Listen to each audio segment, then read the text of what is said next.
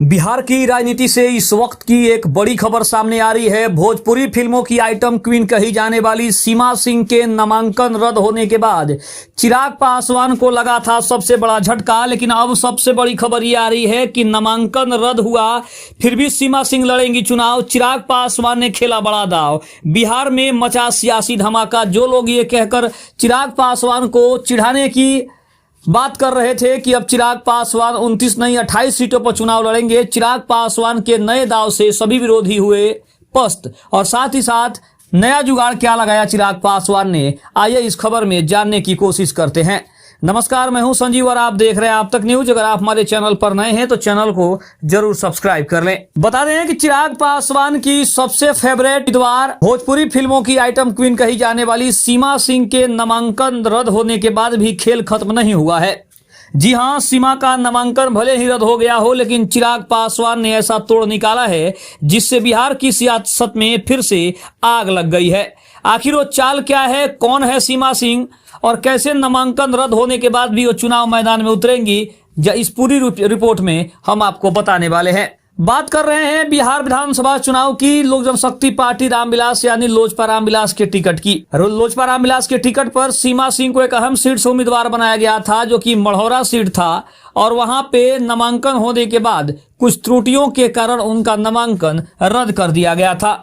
लेकिन कुछ दस्तावेजों की कमी और हस्ताक्षर में त्रुटि पाने के बाद उनके नामांकन को रद्द किया गया था, ऐसी बड़ी खबर आई थी। लेकिन इस फैसले के बाद विरोधी दलों में खुशी की लहर दौड़ गई थी। सबको लगा कि सीमा सिंह अब चुनाव से बाहर हो गई हैं और चिराग की एक मजबूत उम्मीदवार भी कम हो गया है और एनडीए अब 243 की जगह पे 242 सीटों पर चुनाव लड़ेगा। ये विरोधी ऐसा सोच रहे थे, लेकिन चिराग पासवान की रणनीति ने सब कुछ पूरी तरीके से साफ कर दिया है। लेकिन कहते हैं कि राजनीति में चिराग पासवान को कम आंकना सबसे बड़ी भूल होती है। जैसे ही नामांकन रद्द हुआ, चिराग ने तुरंत अपनी कोर टीम को बुलाया और कुछ ही घंटों में प्लान बी तैयार कर लिया।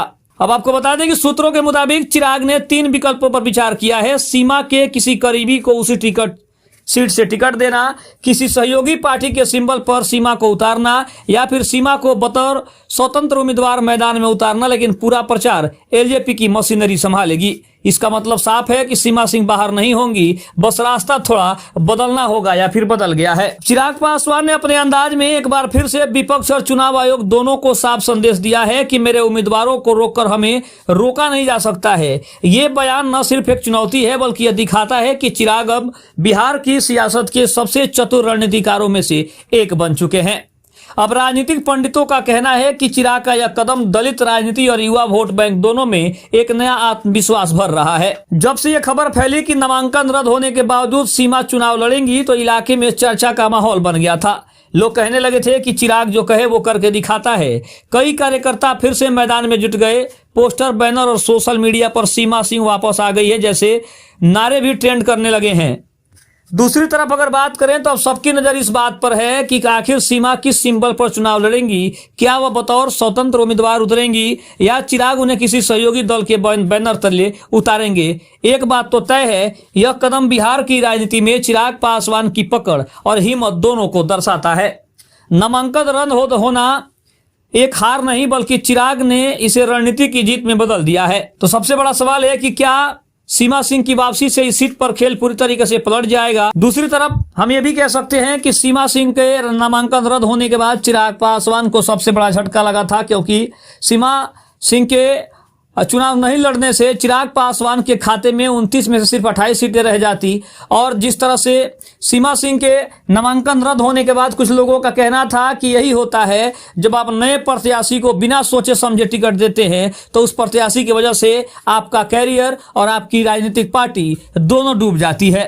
इसके अलावा चिराग पासवान पर कई तरह के आरोप लगे कि चिराग पासवान को सच समझकर और सबसे पहले सारे दस्तावेजों की जांच करने के बाद उम्मीदवारों को टिकट देना चाहिए। लेकिन सीमा सिंह को टिकट देने में शायद चिराग पासवान ने जल्दीबाजी कर दी और ना ही उन्होंने सही से इसकी जानकारी ली और ना ही उस त्रुटियों को दूर करने का काम किया, और उन्होंने अचानक से टिकट दिया, जिसके बाद ये सारा बखेड़ा खड़ा हुआ था।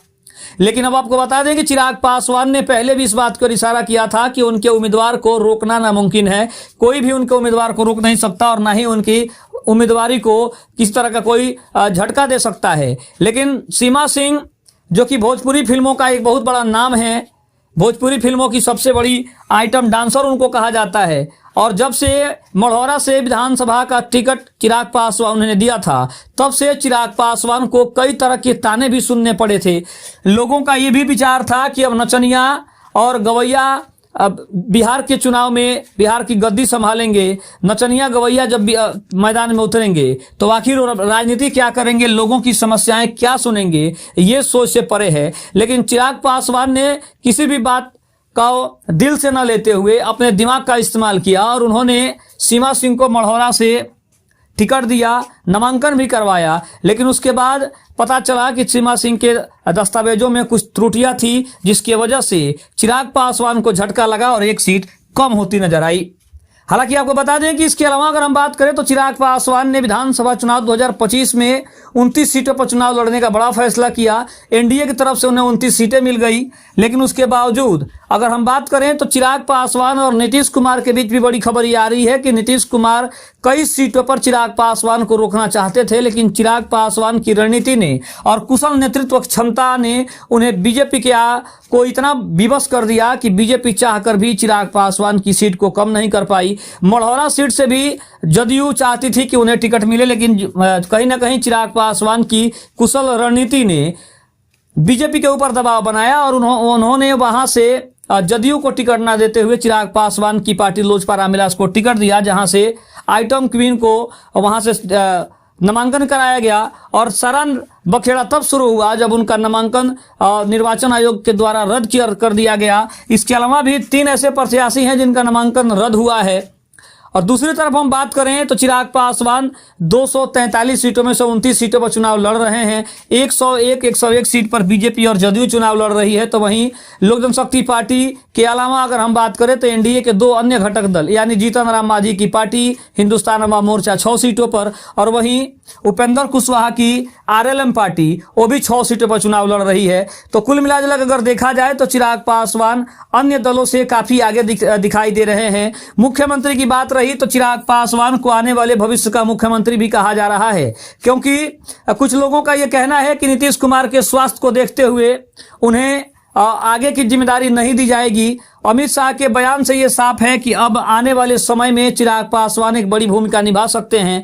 दूसरी तरफ हम ये भी कह रहे हैं और लोगों का यह भी मानना है कि बिहार में अब बदलाव की सख्त जरूरत है, क्योंकि नीतीश कुमार को जितना काम करना था उन्होंने काम कर लिया। क्योंकि उनकी उम्र को देखते हुए, उनके स्वास्थ्य को देखते हुए ये कहा जा रहा है कि अब उन्हें ये जो कुर्सी है वो खुद ही त्यागनी चाहिए, क्योंकि चिराग पासवान जैसे युवा नेता इस घड़ी के इंतजार में हैं कि कब ये जगह खाली हो, ताकि उस जगह पे ये लोग विराजमान हो, बिहार की राजनीति को संभालें। और दूसरी तरफ हम ये भी कह सकते हैं कि तेजस्वी यादव हो या फिर प्रशांत किशोर हो या फिर हम बात करें चिराग पासवान की, तो ये ऐसे नेता हैं जिन नेताओं की सबसे ज्यादा अब की बार के चुनाव में इनकी डिमांड है। सर्वे भी बता रहा है कि चिराग पासवान को मुख्यमंत्री अगर बनाने की बीजेपी कोशिश करे तो शायद बीजेपी को इसका सबसे ज्यादा फायदा मिल सकता है, और ये बात बीजेपी अच्छे से जानती भी है। तो क्या चिराग पासवान की रणनीति ने सीमा सिंह के नामांकन रद्द होने के बावजूद भी बिहार में सीटों की संख्या कम नहीं होगी? क्या वो 29 सीटों पर चुनाव लड़ेंगे? हालांकि इन सभी खबरों को हम सिर्फ एक सूत्रों के अनुसार से दिखा रहे हैं और बताने की कोशिश कर रहे हैं। इसके ऊपर कोई ऑफिशियल जानकारी नहीं आई है। जैसे ही अगर कोई ऑफिशियल जानकारी आती है हम अपने चैनल के माध्यम से आप सभी को बताएंगे। तब तक के लिए धन्यवाद। जय हिंद, जय भारत।